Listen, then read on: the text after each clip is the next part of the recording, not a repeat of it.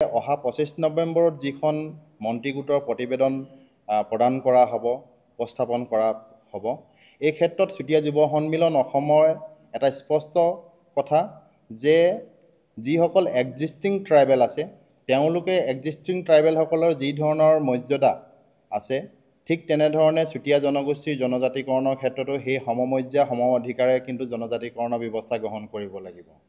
চৰকাৰে এই প্ৰতিবেদনখনত কোনো পধ্যেই জনজাতিকৰণৰ ক্ষেত্ৰত নতুনকৈ সৃষ্টি কৰা জনজাতি বা সংবিধান সংশোধনী প্ৰক্ৰিয়াৰে জনজাতি কৰিব বিচৰাটো কিন্তু চুতীয়া যুৱ সন্মিলন অসমে এইটো স্বীকাৰ কৰি নল'ব।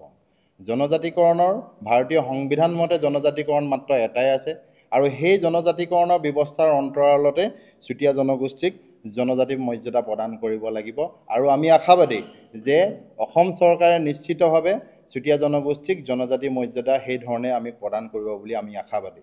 ইতিমধ্যে আপোনালোকে নিশ্চিতভাৱে গম পাইছে যে ট্ৰাইবেল সংঘ আৰু CCTY বিভিন্ন ধৰণৰ বক্তব্য আগবঢ়াইছে আৰু তেওঁলোকৰ বক্তব্যখিনিও তেওঁলোকৰ সাংবিধানিক এটা মৰ্যাদা আছে যে তেওঁলোকে বক্তব্য আগবঢ়াব পাৰে। আমিও আমাৰ নিজৰ কথাখিনি আমি উপস্থাপন কৰিব বিচাৰিম যে তেওঁলোকে এটা খুবেই স্পৰ্শকাতৰ এটা বিষয় কৈছে যে জনসংখ্যা বহুল এটা জনগোষ্ঠীক জনজাতি দিয়াৰ ক্ষেত্ৰত তেওঁলোকে বিৰোধাভাস প্ৰকাশ কৰিছে।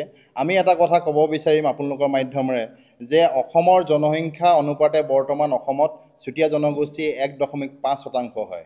1.5% যদি চুতীয়া জনগোষ্ঠীৰ জনসংখ্যা হয় তেতিয়াহ'লে নিশ্চিতভাৱে আপোনালোকে হিচাপ কৰিলে আমি পাব যে 5,48,843টাতকৈ বেছি নহয়। আমি ইয়াৰ পৰা প্ৰত্যাহ্বান জনাইছোঁ যদি অসম চৰকাৰে বা সাংবিধানিকভাৱে যদি জনসংখ্যা অনুপাতে যদি জনজাতিকৰণ কৰিব লগা ব্যৱস্থা হয় তেতিয়াহ'লে নিশ্চিতভাৱে চুতীয়া জনগোষ্ঠীক প্ৰথম স্থান কিন্তু গুৰুত্ব দিবই লাগিব, এইটো কিন্তু ধ্ৰুৱ। আৰু আমি এটা কথা জনাই দিব বিচাৰিছোঁ যে এই 5 লাখৰ ওপৰত যি জনসংখ্যা চুতীয়া জনগোষ্ঠীৰ আছে সেই অনুপাতে কিন্তু এতিয়া বৰ্তমান যিসকলৰ এক্সিষ্টিং ট্ৰাইবেল আছে তেওঁলোকৰ জনসংখ্যা কিন্তু বহুত আছে, তেওঁলোকৰ কিছুমানৰ 15 লাখলৈকে আছে। এই কথাষাৰো আমি আপোনালোকক জনাই দিব বিচাৰিছোঁ। আৰু তেওঁলোকৰ ক্ষেত্ৰত আৰু এটা কথা কৈছে যে অৰ্থনৈতিকভাৱে তেওঁলোকে মানে যিসকল মানে খুব আগৰণুৱা এই আগৰণুৱা অৰ্থনৈতিকভাৱে আগবঢ়া সেই জনগোষ্ঠীসমূহক কিন্তু জনজাতিকৰণৰ ব্যৱস্থাৰ ক্ষেত্ৰত তেওঁলোকে বিৰোধাভাস প্ৰকাশ কৰিছে।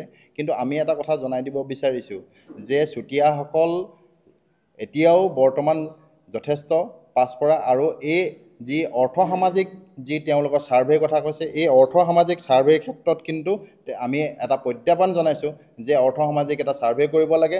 যদি এই অৰ্থসামাজিক ছাৰ্ভেত যদি চুতীয়া জনগোষ্ঠী যদি আজি বৰ্তমানে জনজাতি পাই থকা যিসকল এক্সিষ্টিং ট্ৰাইবেল আছে তেওঁলোকতকৈ যদি পাছ পৰা হয় তেতিয়াহ'লে নিশ্চিতভাৱে কিন্তু আমি এই বিষয়ৰ ওপৰত তেওঁলোকক প্ৰত্যাহ্বান জনাই কৈছোঁ যে আমাক জনজাতিকৰণৰ ব্যৱস্থা কৰিব লাগে। আমি নিশ্চিতভাৱে এতিয়া বৰ্তমান যিসকল জনজাতি পাই আছে আমাৰ চুতীয়া জনগোষ্ঠী তাতকৈ পাছ পৰা।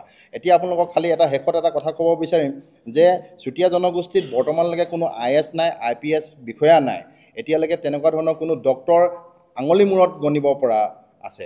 কিন্তু আমাৰ কোনো MP নাই, ৰাজ্যসভা আৰু লোকসভাত কোনো আমাৰ সদস্য এতিয়ালৈকে নাই। আপুনি বিচৰা বাতৰি পাব কেৱল নিউজ 18 এপত। নিউজ 18 এপ ডাউনলোড কৰিবলৈ স্কেন কৰক এই QR কোড। গুগল প্লে ষ্টৰতো পাব এই নিউজ 18 এপ।